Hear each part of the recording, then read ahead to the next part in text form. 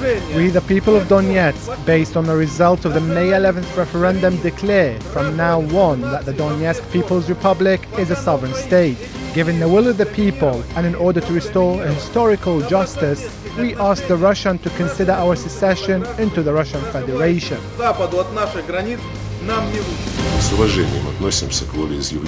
We respect the will of the residents of Donetsk and Luhansk regions, and we are of the position that practical implementation of the results of the vote will be carried out in a civilized way, without repetition of violence, through a dialogue between representatives of Kiev, Donetsk and Luhansk. These votes, these attempts at referendums have zero credibility in the eyes of the world. They are illegal by anybody's standards. They don't meet any standard, not a single standard of objectivity, transparency, fairness, or being properly conducted as a public referendum or election. And indeed, the people organizing them didn't really even pretend to meet any of those standards. The important thing is that the Ukrainian elections go ahead on the 25th of May. We have not put the anti-terrorist operation in the east of the country on pause, and there are no reasons to stop for as long as terrorists are terrorizing the population here in Donetsk and Luhansk regions. Донецкой области, Луганской.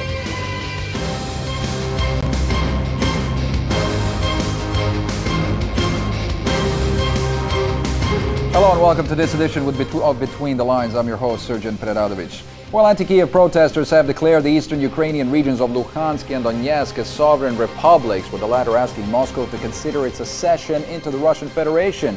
The announcement follows a referendum where an overwhelming majority of those who participated voted in favor of self-determination. The government in Kiev, which is about to continue with its so-called anti-terrorist operations in the east, has called the referendum a step towards the abyss. The West has dismissed the vote as illegitimate, while Russia is staying on the sidelines.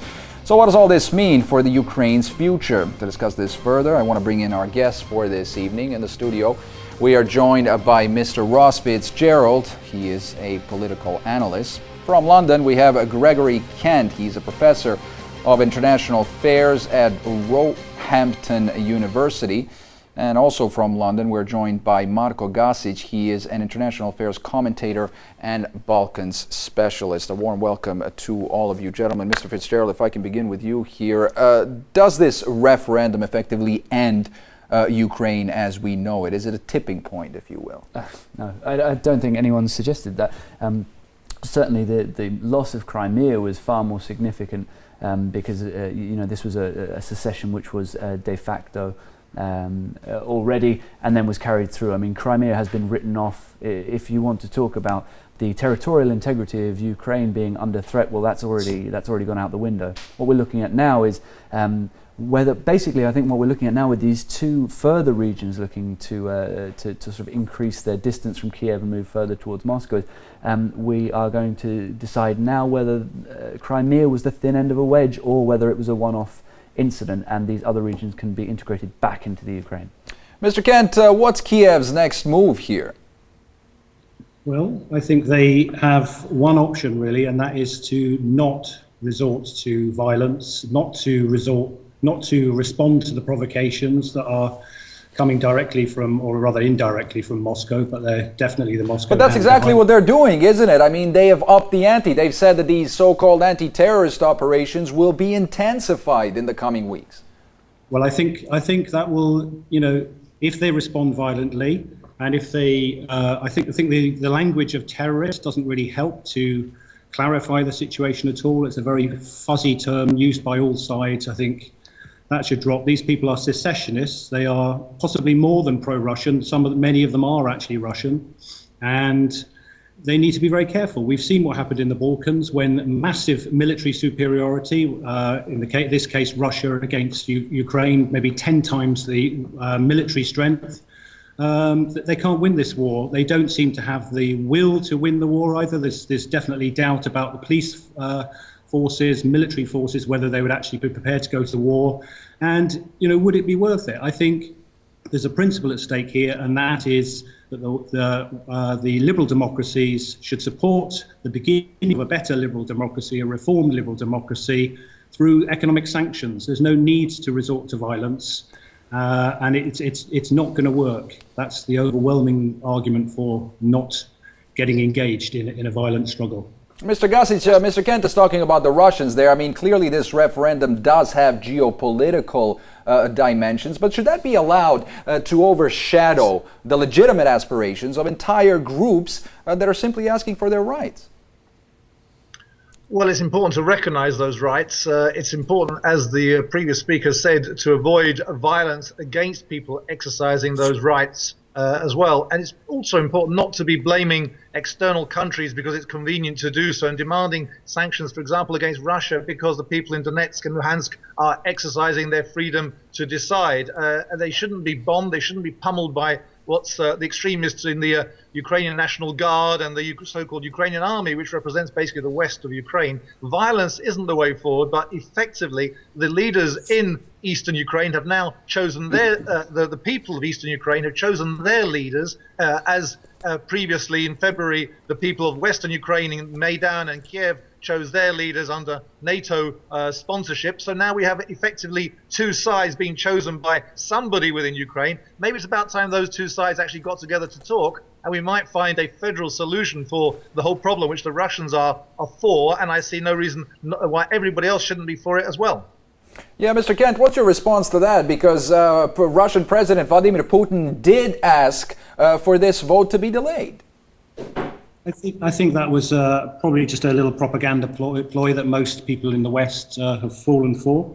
I think your previous speaker is right to some extent, but I do think he's eliding some of the sort of key elements in this. The idea that it's the people of eastern Ukraine who've actually spoken is just palpably not the case. And also the idea that violence hasn't been used already by Russian forces, special forces who've gone in and taken control of various government installations. We've seen that already in Crimea. It's exactly the same thing happening again here. And the idea that it's the Western Ukraine is all about the NATO sort of bringing people in. Well, actually, it was, if you think back, it was the president's own party that voted to change the constitution, which meant the president had to step down and the interim government was put into place. We should all calm ourselves and wait for the elections. It's a bit of an own goal on the part of the Kremlin to have taken the Crimea, which means that almost definitely there will be a sort of pro-liberal democracy, pro-Western government in place now, because they've changed the demographics of Ukraine by taking the Crimea in that way. Mr. Gasic, I want to get your thoughts on some of that, of course, but the Ukrainian government, the government in Kiev, or I should say the self-proclaimed government in Kiev, is insisting that this is a very small minority of people in eastern Ukraine that is seeking to break away from the country. If that is the case, why not let this referendum go forward, have 5% of the population vote in favor, and then say game over?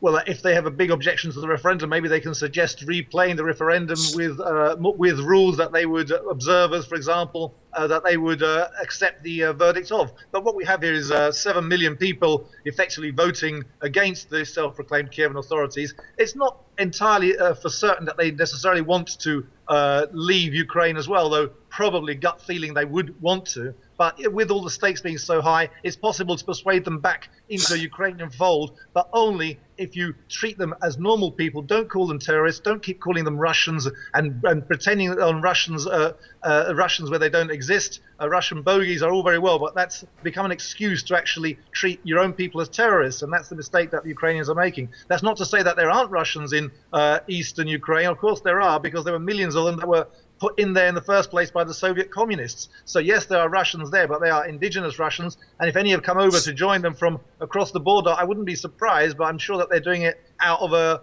principle, probably a lot more principle than the those who began this from the NATO side did when they joined the Maidan protesters because of Yanukovych's refusal to sign a deal with the European Union, which made no sense for Ukraine whatsoever. We should remember how this started. It began with violence, Molotov cocktails, and the US and NATO powers saying effectively to Yanukovych, don't use the police, don't use any force to stop these Molotov men from assaulting you. And yet now, suddenly, miraculously, the US and the Western powers are saying to Kiev, yes, you can use the army, you can use the so-called National Guard, which is basically the right-wing fascists under another name and another guise. So there's huge double standards going on in the West as well as the west of Ukraine. Yeah, Mr. Fitzgerald, I mean, we cannot deny that double standard that clearly exists. And what about the fact, like Mr. Gasic said there, I mean, a few months ago, everybody was talking about democracy, freedom, the Ukraine moving into the European Union. Now we're looking at a country that's on a brink of an all-out civil war, if not already in a civil war. Yeah, I think there's a real danger with using this principle of double standards. It's a rhetorical tool that we all use in everyday life, and we're trying to apply it again here. Just because there are double standards being shown by one side doesn't mean that that side is necessarily wrong. And I think there are double standards. I think that clearly the Western powers have shown sort of more flexibility when it comes to their friends than their foes. But that's not to say that what they're doing is outrageous. Threatening the rights of another ethnic minority is not dangerous. I mean, that is endangering the stability and the peace of Ukraine. Yeah. I mean, and we said that. You said that right at the beginning. You know, that this is a group who is only seeking its rights. Well, I mean, what rights are you talking about here? I mean, are you saying rights as Russian citizens, or rights to self-determination? Or well, let's look back at some of the things that happened. I mean, some of the things that happened. This ongoing military operation, for instance, a lot of the citizens in eastern Ukraine did not want to be a part of Russia or break away from Ukraine. But as this situation escalates, as we see an intensifying of this military operation, the Kiev government is essentially pushing its own people towards Russia, are they not? No, I think that, again, I mean, I can't agree with that. There are certainly elements in the eastern Ukraine who are provoking military response from Kiev. Now, whether you agree with the way that Kiev has gone about responding, and whether you agree with the heavy-handedness, well, that's a different matter. And that's where I'd say I'm perfectly comfortable saying I absolutely think that there was a military threat in the east. I absolutely think that there was a right to respond and push back against Russia. But I also think that it's been heavy-handed, and the Kiev authorities need to look at themselves and perhaps reconsider their policy of violence against some of their own citizens. Mr. Gasic, I can see there that you want to get a word in here. Go ahead, jump in.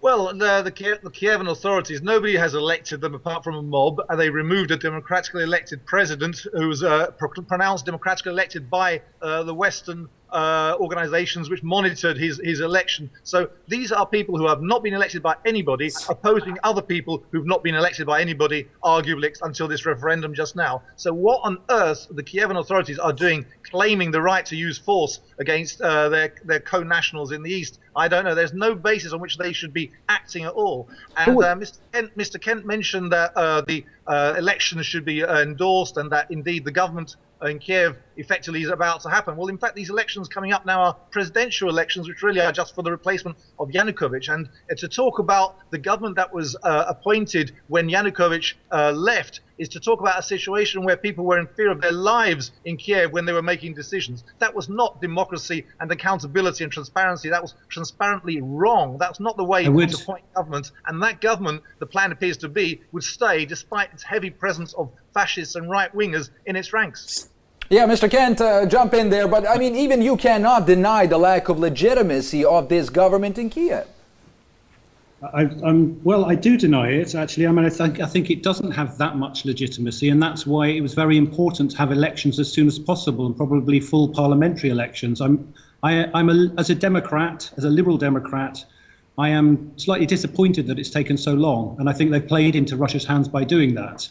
I would like to qualify something I said. When I said a military solution is not going to work, I was not saying they've been too heavy-handed so far, because I think they've actually been showed great restraint.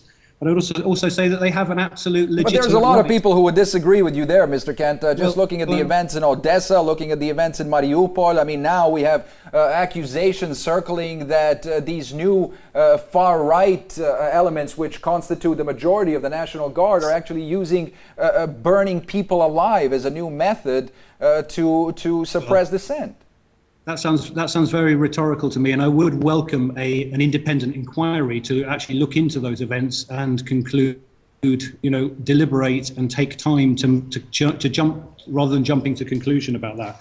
I wanted to pick up something that Mr. Gasic said about having a replay of the referendum. I think that could potentially work. We have to recognise that Ukraine is a sovereign state.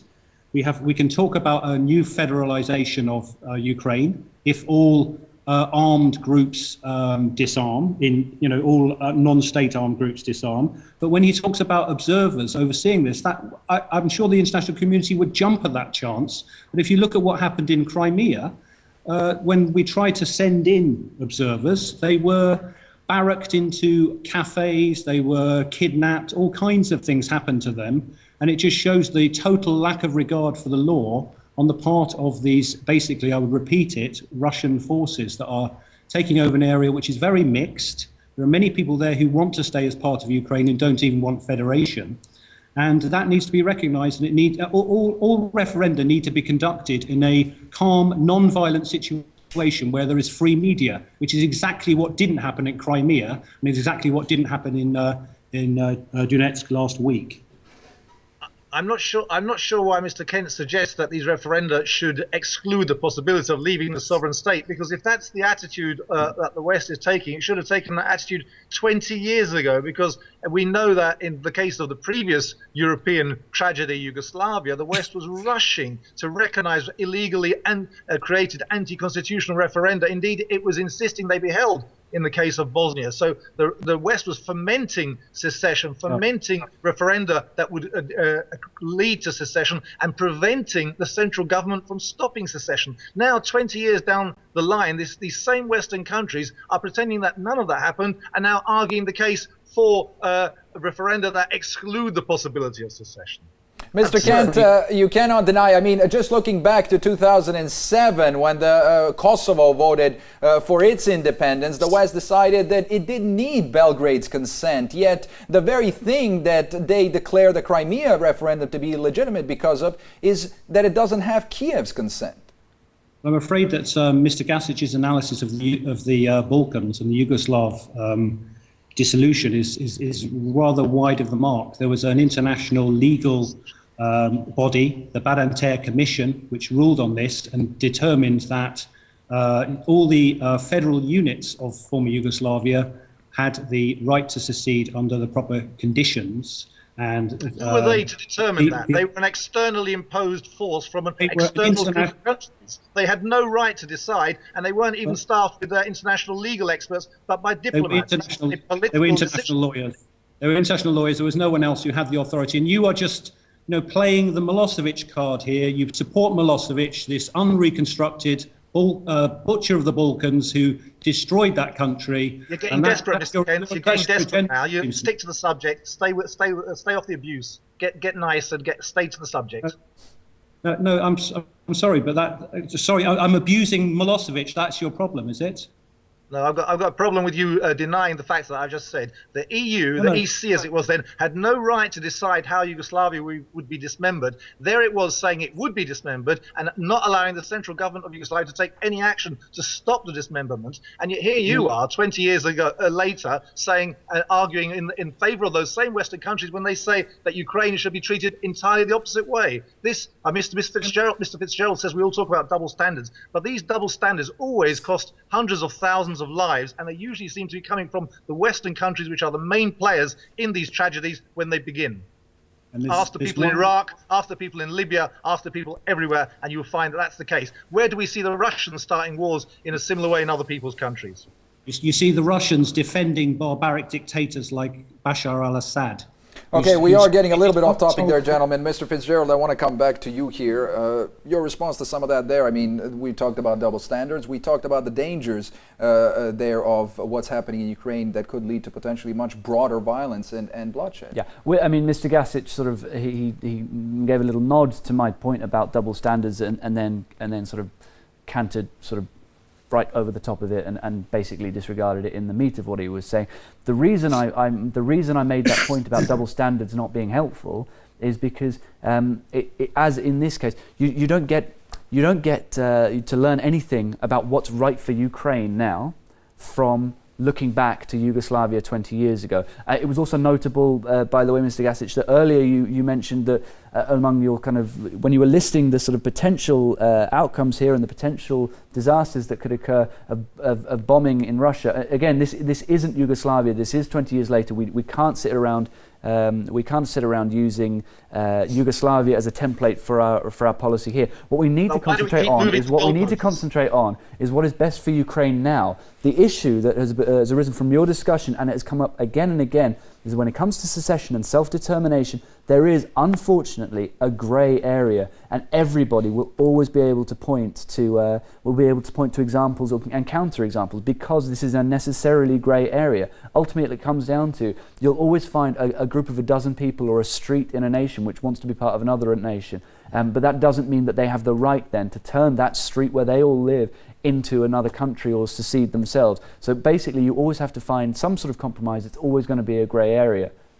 Mr. Gasic, a lot of what's coming out of Ukraine these days involves these far-right neo-Nazi groups. Now, the leader of this neo-Nazi group, Pravi Sector, Dmitry Yarosh, he actually called on Ukraine's security forces not to interfere and to help nationalists, what he called to restore order in Ukraine. Yarosh also happens to be, as you know, the head of this National Guard. Are these the kind of people that are running the show in Kiev at the moment?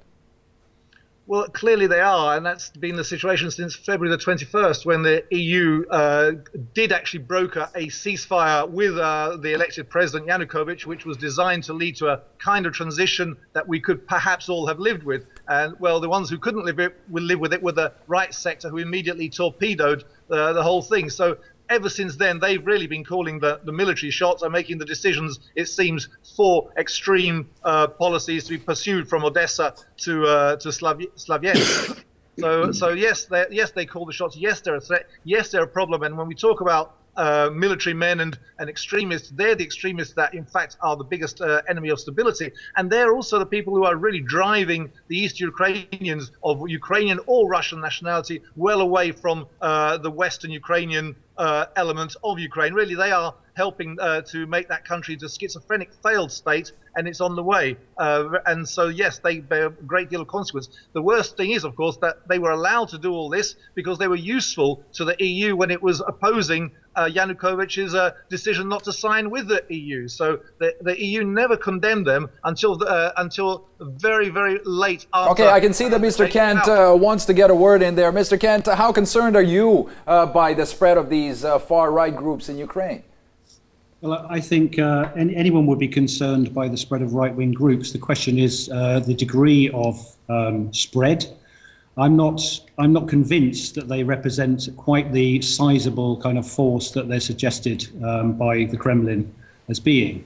I mean, it's a little bit rich coming from the Kremlin, which allows all kinds of right-wing groups to fester in Moscow and other cities, which persecute Jews and homosexuals in a way that hasn't gone on in Ukraine, as far as to my knowledge. So, you know, it okay, well, you say that it's coming from the Kremlin, Mr. Kent, but let's look at the makeup of the current cabinet in Ukraine. We have members of the Svoboda Party, that's also a far-right group, which occupies several key positions in the government. We have Alexander Sich, as you can see on your screen there now. He's the deputy prime minister. We have former defense minister Igor Tenyuk.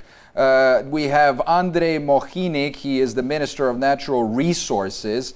We have Ihor Shavaika. He's the minister of agrarian policy and food. Let's not forget, of course, as we mentioned there, Dmitry Yarosh. He's the leader of the Pravi Sector, who heads the National Guard. And then there is Andrei Parubia, who is the secretary of the National Security and Defense Council. He's the founder of the Social National Party of Ukraine. That's another neo-Nazi group. Now, all of these, if I can bring in Mr. Fitzgerald into the discussion here, I thought you were going to allow me to respond to that. Yes, go ahead, Mr. Kent. Well, all I would say is you're calling them neo-Nazis. I agree with Ross Fitzgerald to some extent. We shouldn't be replaying Yugoslavia, but there are certain parallels here because some of the actors are quite similar. We're talking about Russia, which is former communist, Orthodox Church, and has a kind of backed the Serbian side in the Yugoslav wars, and that basically uses this propaganda of fascism whenever it can. The Croats. But it's not just propaganda, Mr. Kent, is it? I mean, I just mentioned very influential members of the Ukrainian cabinet, which are far-right members of far-right groups. The whole Ukrainian cabinet is not fascist. Let's get that clear. There are some people but very influential members of that cabinet, including very influential members of the security forces, are. Yeah. Well, the sooner we have these elections, the better. Mr. Fitzgerald. Yeah. Go ahead, Mr. Gasic. Your response to some of that. Well, just briefly, these elections are not designed to change the government, as far as I understand. They're designed purely to change the man at the top. So all these people will stay there where they are, and the people who killed 80 human beings at Maidan on February the 22nd will never be investigated for their guilt, even though many of them will probably be and are already in the government of the self-proclaimed Kievan authorities. It's scandalous. And if Mr. Kent is in denial about the nature of the Ukrainian regime at the moment, I think he shouldn't be. Really, he's batting with bad bedfellows. Really, there he shouldn't be in bed with them, because he should accept that there's an extremist element. It needs to be purged, and it needs to be purged by the democratic vote of the people, which at the moment is not scheduled and appears to be not possible. Mr. Fitzgerald, I want to get your thoughts to some of that there. A lot is being said. The threat coming from far-right groups, you saw some of the names being mentioned there. I mean, being in charge of the country's security apparatus, that's pretty big deal when it's headed by members of these far-right groups.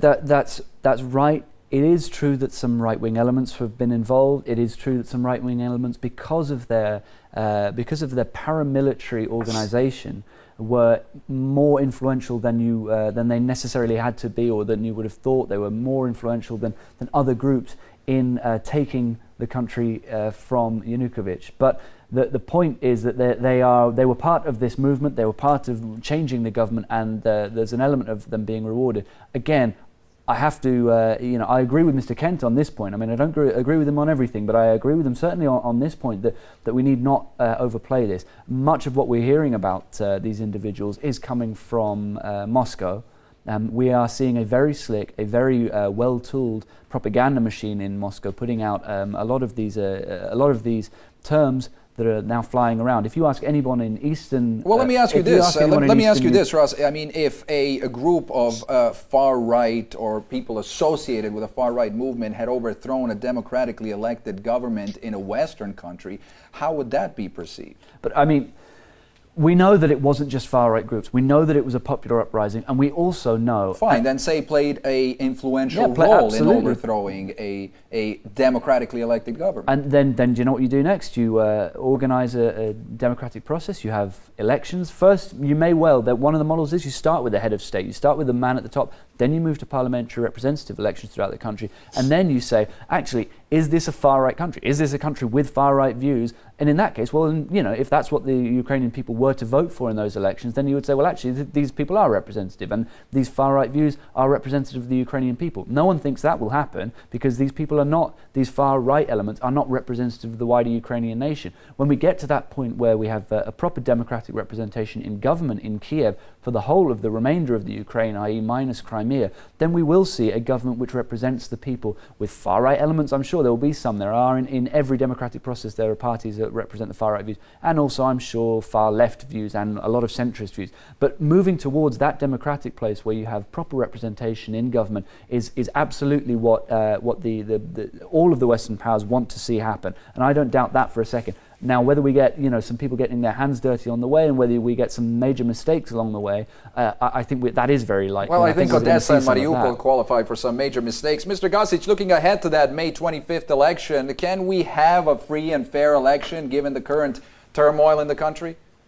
No, I don't think we can. I think that the conditions for elections seem not to exist. Certainly they don't exist in the East. If you are attacking 7 to 10 million people there, you can't really expect them to be participating in your election as well. And also, who is organizing these elections, what are the circumstances? And the ultimate fact, of course, is that only one level of a government is in question here, the presidential element, and leaving the rest of the government in the hands of people who do include significant amounts of right-wing extremists, as we said. And I should remind you that in December 2012, the Council of Europe Parliament said that the Svoboda Party was an anti-Russian, anti-Semitic and xenophobe party running counter to the fundamental values of the EU, and nobody should join in any coalitions with it. Well, they've joined coalitions with it, even though its name originally was the Social National Party of Ukraine. What a charming bunch.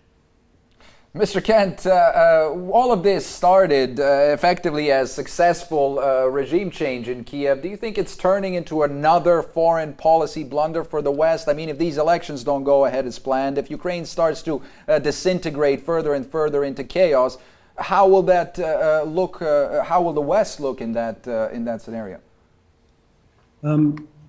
Yeah, I will definitely respond first of all by saying Jewish leaders in Ukraine have recently come out and said explicitly that Slobodna is not a anti-Semitic party, and the idea that the Ukrainian government is attacking 7 to 8 million people is, it's just utterly preposterous. But answering your question, this wasn't a Western-inspired uprising. It went on for months and months before there was any kind of sense of Western engagement. They were just making an offer of some kind of association with the EU. And what you have to see is that this is just one of countless of revolutionary moments that are going on all around the world for greater democracy, greater freedom, more openness, more connectedness to the world economy, with the many problems that entails. But people prefer that to the sort of nationalistic, closed, authoritarian sort of stance of places that are run, say, for example, by the Kremlin and the various attached bits of land that they've taken over in recent years. Mr. Gasic, I see you shaking your head. Go ahead.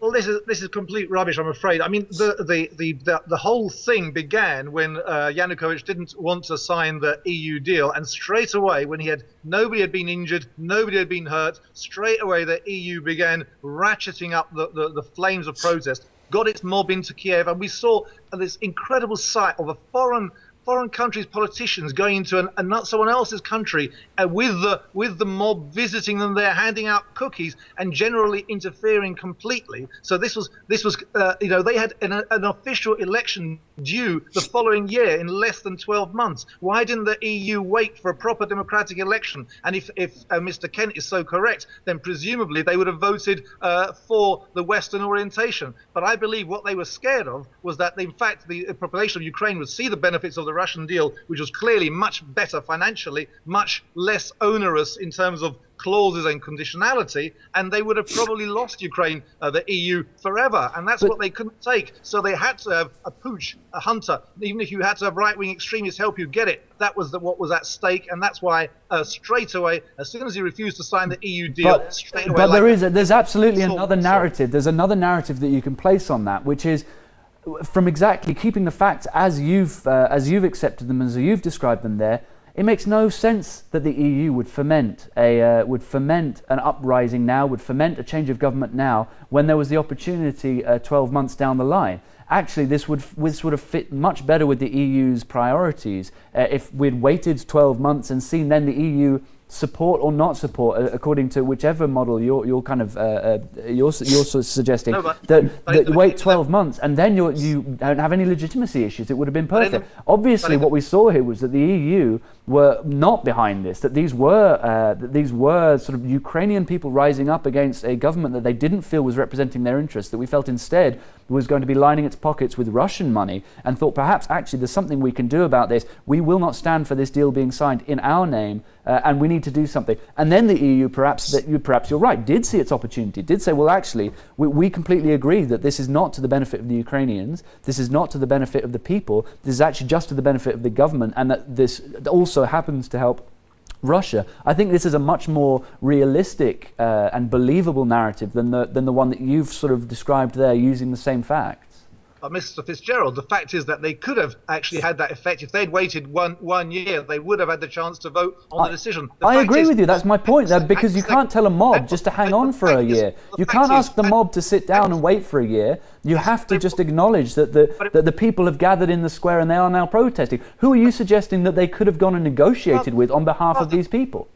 Who are these people? These people are one very small section armed with Molotov cocktails, and a larger section, still tiny, of the Ukrainian population who come along and are overturning the But that's precisely my point. There's no one to negotiate with. Of the democratic electorate of all of Ukraine. In so doing, they destroyed the legitimacy of Ukraine as a country, and that's why we're in the situation we are now, because one small section overturned the will of the entire Ukrainian electorate, and they were helped in so doing by the EU. And the reason why the EU didn't want to wait 12 months was because if things suddenly improved in those 12 months, thanks to the Russian deal, there clearly would not be an incentive for the Ukrainian population to vote for poverty. Nothing would have changed in 12 months, by the way. There's no way it would have trickled through in 12 months, any of these deals. Well, a lot has changed since then, Mr. Fitzgerald. Let's look at that IMF agreement. I mean, saying no to the Russian $15 billion and cheaper gas and a lot of other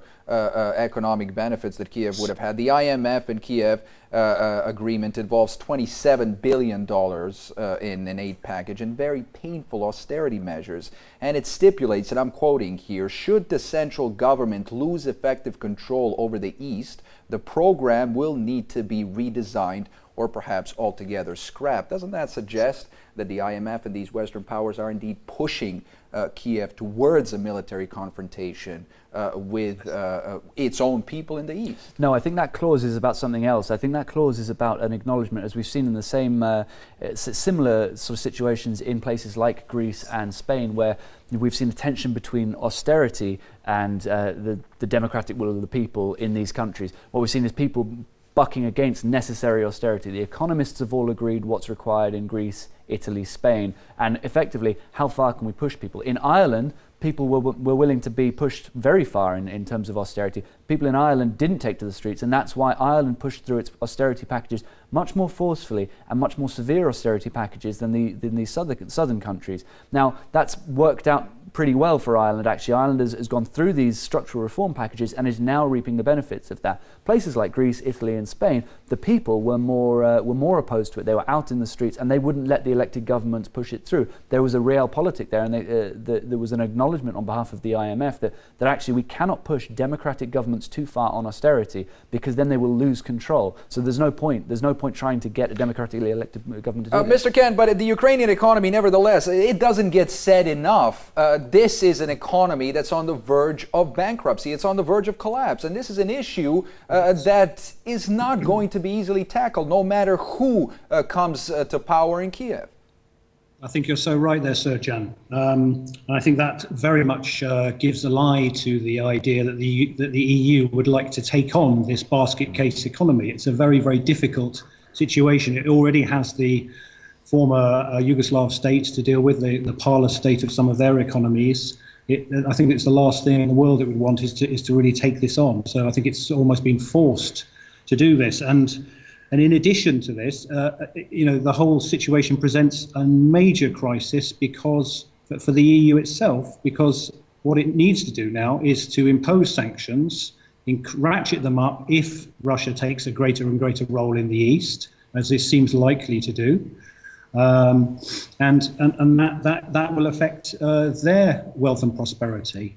And of course, the major thing they really need to address is the strategic reliance on Russian gas. That was a huge mistake when it developed from the existing Cold War dependency. Yeah, and it seems that part of what they are doing in Ukraine at the moment is exactly that. Mr. Gasic, I want to get your thoughts on this report that came out yesterday. I think it was that the son of U.S. Vice President Joe Biden has been appointed on the board of one of Ukraine's, Ukraine's biggest gas company.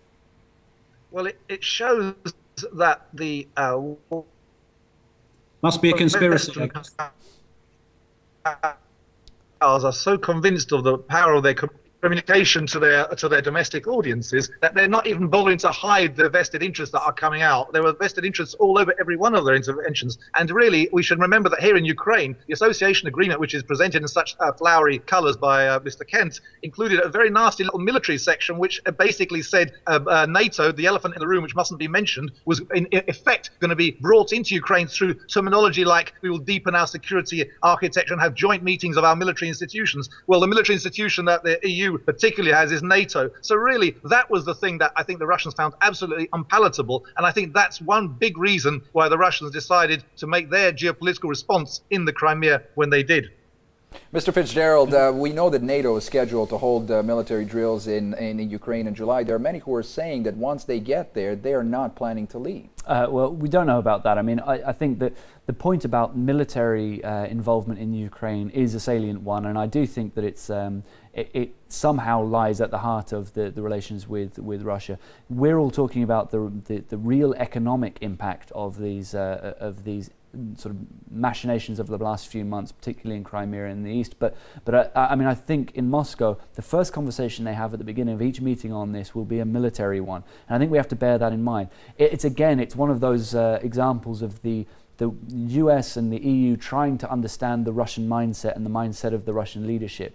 The military aspect will be at the forefront of each and every conversation. Well, it's not very difficult to understand, Ross, is it? Because, I mean, at the end of the day, the Russians feel threatened. They feel threatened by NATO expansion. They feel threatened by the EU's expansion. And they're simply saying our legitimate interests in Crimea and in eastern Ukraine are being ignored. No, I'm not sure they feel threatened necessarily. I don't think it exactly works that way. I think it's more that the Russians are growing back into their self-confidence. I think we've had, since the 90s, late 80s, early 90s, the Russians have been beaten down into a position, again, geopolitically, which they feel is below themselves. One of Putin's great successes is speaking to the Russian people's pride in their nation and idea that Russia belongs at the top table of any conversation that has to do with anything military globally, and considering themselves rightfully a power. so, perhaps. I mean, it is once again a great power. I think that's exactly my point. I think that a lot of this is perhaps just Russia readjusting to its role and making sure that it is able to puff out its feathers a little bit. I think understanding that that's the Russian mindset more than anything else is important. And I think that is why actually the EU thought that they were being very gentle with this economic agreement. They weren't pushing NATO. They weren't pushing military agreements. They were just pushing the economic agreement. And there were some riders in there to do with further integration, which did have elements of military cooperation. But I don't think it was anticipated at all that this would be seen in any way as a militarily aggressive move on behalf of the EU, only an economic one. Mr. Kent, NATO, when we're talking about NATO, Afghanistan is almost at an end. The Cold War has, of course, ended. Did it find a new mission with this Ukraine crisis? Sorry, I couldn't hear the question then. Some line got confused. Yeah, I was just asking you if you think that NATO has found a new mission with this crisis in Ukraine, perhaps a justification to continue to exist as a military organization. I would just stop us all and again think about the language we use. We talk about Russia all the time. Well, you know, Russia is some kind of fake democracy now, and what we're referring to when we talk about Russia is actually the Kremlin, the cabal of very rich men who dominate Russia, who keep Russia... Sorry, let me stop you right there, Mr. Kent, because the current president of Russia, Mr. Vladimir Putin, has the highest approval rating in the history of any previous Russian leader. But exactly. The key point to note there, and I hope Mr. Gasic will bear this in mind as he speaks freely as a dissident in London, is that there is no way that anyone could speak the way he is about the West, about Russia, while based in Moscow, because the media is not free there at all. So therefore, democracy is a sham. And so we're not talking about the Russians. We're talking about a mafia state. We're talking about the people there controlled, and there are many free democratic people there who are struggling for proper freedoms, and they are being repressed ruthlessly, I would say, by this regime. So we need to. So what I'm trying to say there is that actually NATO could be a good thing. Russia should join NATO with all the other many democracies. When it becomes a proper democracy, they should join NATO and bathe in the security that it provides for democratic peoples. Mr. Gasic, your response to some of that there? I would say that the mafia state are those leaders in Washington who are basically controlling Europe, using Ukraine as the excuse to force the EU to get in line and follow American orders about which are transmitted through the mechanism of NATO. NATO is the mafia organization par excellence, which spreads its tentacles towards Russia as it has done for the last 20 years, despite its promises. They're the threat to world peace, and they're the reason why the Russians are worried. And I would just say that dissident voices, Mr. Gasic, you can speak freely from where you are. Go to Moscow and try to speak against Putin and see what happens to you. Well, what about the demonstrations, Mr. Kent? I mean, we saw 60,000 people protesting against the Crimea referendum. That seems pretty free and democratic. Sorry, where was this? In Moscow? In Moscow, yes, just as the Crimea referendum was getting underway. I'm not aware of that. Well, it did take place just before the Crimea referendum. We had over 60,000 people gathered to voice their opposition to Russia's support for that. Usually now you have to get agreement from the state if you want to have a demonstration in Russia. Yeah, there are all kinds of restrictions on funding of political groups, etc. I'm sure you're aware of that. Those changes that have taken place in just the last couple of years in Russia. Let alone the murder of journalists, let alone the murder of dissidents, let alone the crushing of movements for self-determination within the borders of the former Soviet Union. I mean, the list of crimes is endless. But I mean, look, we can. Why are we having a discussion about whether Russia is a nice place to live or not? I mean, that really isn't. No, I know how we got there. I'm just saying that we do seem to be kind of, as ever, forgetting about the Ukraine a little bit and ending up having a discussion about NATO and Russia. This isn't primarily about either of those parties. It is about the Ukraine, and it's about the people within the Ukraine. Many would disagree with you. Many would say that it is, in fact, the grievances in Ukraine that have been exploited by these external powers. But we're not seeing the Russians moving into eastern Ukraine now at the moment, and we're certainly not seeing NATO boots on the ground anytime. In fact, we're not going to see NATO boots on the ground. And the threat to Russia, again, as I was referring to earlier, the sense of Russians being under threat, the sense that they are in any way threatened by NATO, is not an actual sense of a military threat, that actually there could be a military action against Russia by any of the NATO powers. I don't think that's realistic. That's correct. Sorry, that's correct. But if Mr. Putin could rule out invading Ukraine, I think the whole situation would resolve itself very quickly. But we won't get that. It doesn't seem like Putin is heading in that direction, does it, Ross? Because everything we've seen so far, it doesn't seem to show a man who's thirsty for territorial expansion. It shows a man who is genuinely interested in having peace and stability on his western border. I think he's interested in having a pro-Russian state stable on his border. He's not too fussed about the people who live in that state. And I think that is the point. He wants peace and stability. He doesn't want freedoms. He doesn't want economic development necessarily. He wants a customer base for the gas. Yes, he wants a partner for certain things. He wants a buffer state between himself and the EU. And I think that isn't to do with a direct threat. It is to do with a pride issue in Russia.